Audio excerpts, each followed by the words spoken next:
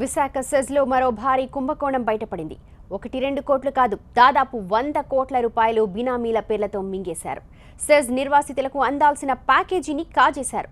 రాజకీయ నేతల అండదండలతో ఇళ్ల స్థలాలు, పరిహారాన్ని పంచేసుకున్నారు. 100 కోట్ల కుంభకోణాన్ని కేవలం ఒక కంప్యూటర్ ఆపరేటర్ తప్పిదం వల్లే జరిగిందంటూ తప్పించుకునే ప్రయత్నం చేస్తున్నారు అధికారులు.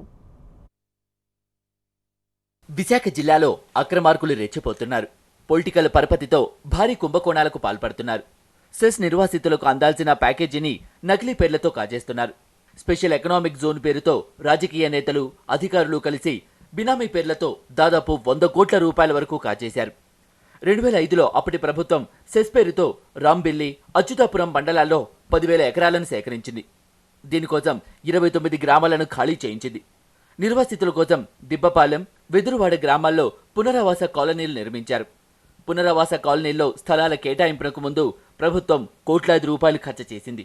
అయితే అధికారులు మాత్రం అర్హులను గుర్తించడంలో విఫలమయ్యారు.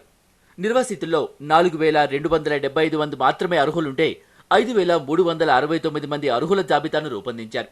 ఆ మేరకు స్థలాలను పంపిణీ చేశారు. నిర్వాసితుల జాబితాలో ప్రజాప్రతినిధులు, అధికారుల బినామీలు పునరావాస కాలనీలో ఇళ్ల స్థలాలను పంచేసుకున్నారు. కాలనీలో 435 మంది అనర్హులు ఉన్నట్లుగా గుర్తించిన స్థానిక నేతల ఒత్తిడితో ఉన్నతాధికారులు చర్యలు చేపట్టేందుకు వెనుకంజ వేస్తున్నారు. మేము ఇక్కడే కూలి పనికి వచ్చేసి మేము ఇక్కడే ఉన్నాం సార్. అక్కడ మాకు ఇల్లు లేదు. మా ఆయన పేరుని ఇంటి పన్ను వచ్చేసింది.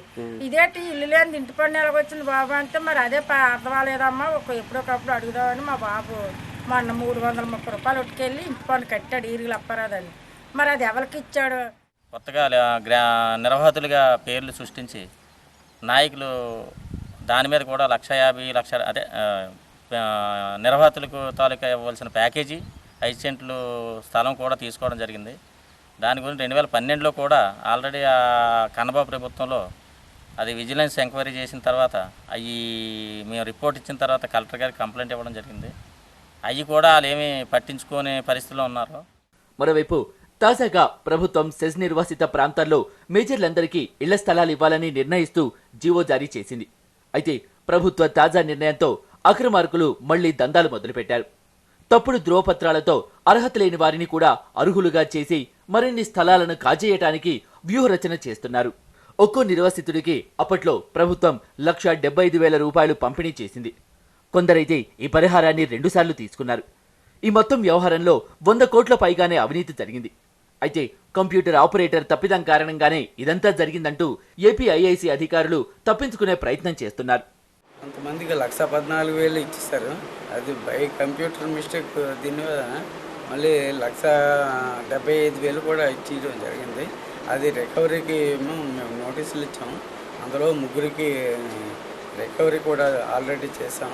మిగతా వాళ్ళు కూడా కట్టేస్తూ అంటున్నారు. అదే రికవరీ చేస్తాం.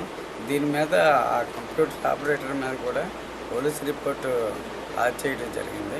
అది పోలీస్ ఇన్వెస్టిగేషన్లో కూడా ఉన్నది. ఈ మేరకు కంప్యూటర్ ఆపరేటర్పై చర్యలు తీసుకోవాలని అధికారులు పోలీసులకు ఫిర్యాదు చేశారు. అయితే పోలీసులు అధికారుల ఫిర్యాదును రిజెక్ట్ చేశారు. ఈ అక్రమాలకు అధికారులదే బాధ్యతని అంటున్నారు పోలీసులు. 2016 నవంబర్ నెలలో ఏపీఐసి స్పెషల్ డిప్యూటీ కలెక్టర్ గారు సెస్ కాలనీలో కొంతమంది డబుల్ పేమెంట్లు తీసుకుంటారని అందులో ఒక అవుట్సోర్సింగ్ ఉన్న కంప్యూటర్ ఆపరేటర్ మ్యానిపులేట్ చేసేయడం ఉద్దేశంతో ఒక రిపోర్ట్ పంపించడం జరిగింది. నేను జాయిన్ అయిన తర్వాత ఆ రిపోర్ట్లో సమగ్ర సమాచారం లేదనే ఉద్దేశంతో మళ్ళీ ఎస్డీసీ గారికి రిటర్న్ చేయడం జరిగింది. ఏమైనా వార్ల ఎంక్వైరీ, డిపార్ట్మెంట్ ఎంక్వైరీ చేసి అందులో ఎవరెవరు ఇన్వాల్వ్ అయ్యారు, అఫీషియల్స్, గవర్నమెంట్ అఫీషియల్స్ ఎవరెవరు ఇన్వాల్వ్ అయ్యారు డీటెయిల్గా రిపోర్ట్ అడగడం జరిగింది. కానీ ఆ డీటెయిల్ రిపోర్ట్ ఇవ్వకుండా మళ్ళీ అతనే చేసేయడం ఉద్దేశంతో మళ్ళీ రిటర్న్ చేశారు. మళ్ళీ మేము డీటెయిల్ వార్ల ఎంక్వైరీ చేసి మొత్తం డిపార్ట్మెంట్ ఎంక్వైరీ కానీ వార్ల ఎంక్వైరీ చేసి డీటెయిల్ రిపోర్ట్స్తో పాటు మాకు ఇస్తే మేము ఫర్దర్గా ప్రొసీడ్ అవుతామని తెలియజేయడం జరిగింది. ఇప్పటికైనా ప్రభుత్వం స్పందించి బినామీల భరతం పట్టి నిజమైన అర్హులకు న్యాయం చేయాలని డిమాండ్ చేస్తున్నారు నిర్వాసితులు.